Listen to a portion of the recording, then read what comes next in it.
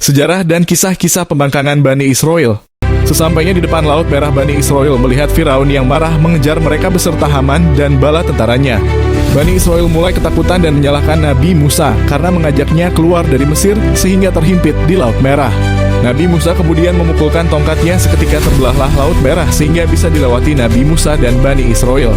Firaun dan bala tentaranya yang mengejar mereka pun tanpa berpikir panjang ikut melewati jalan dari laut yang terbelah tersebut.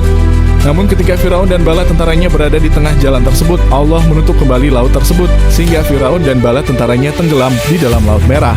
Walaupun telah melihat Firaun tenggelam, Bani Israel tetap meragukan kekuasaan Allah bahwa Firaun sudah mati.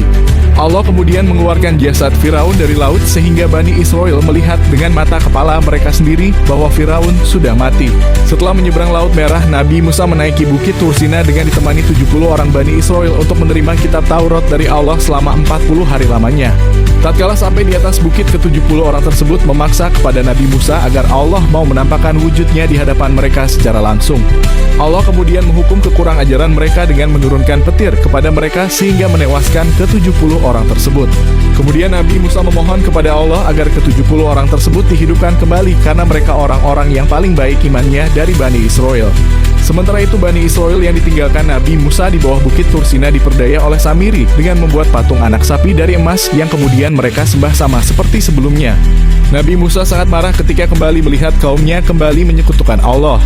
Allah kemudian memerintahkan mereka yang ikut menyembah patung sapi tersebut untuk saling membunuh di kegelapan sebagai penebus dosa syirik tersebut. Namun tidak berhenti sampai di situ saja. Tatkala Nabi Musa membacakan Taurat kepada Bani Israel, mereka memilih-milih hukum untuk mereka jalankan dan menolak hukum yang mereka tidak sukai. Kemudian Allah memerintahkan malaikat bumi untuk mengangkat gunung Tur di atas kepala mereka dan memberikan Bani Israel pilihan untuk menerima Taurat seutuhnya atau ditimpakan gunung Tur kepada mereka. Akhirnya mereka pun berjanji menjalankan keseluruhan hukum-hukum di dalam Taurat.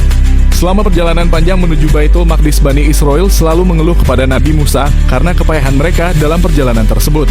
Allah kemudian memberikan banyak kebaikan dan kemudahan kepada Bani Israel seperti awan yang selalu menaungi mereka.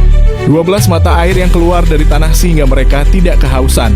Rizki dari langit berupa mana, yaitu madu yang menempel di pohon ketika pagi, dan salwa yaitu burung perkutut yang sangat mudah ditangkap dan lezat untuk dimakan.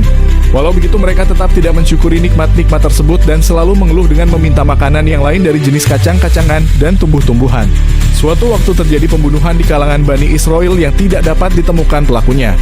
Nabi Musa kemudian memerintahkan Bani Israel untuk membawakan sapi betina kepadanya.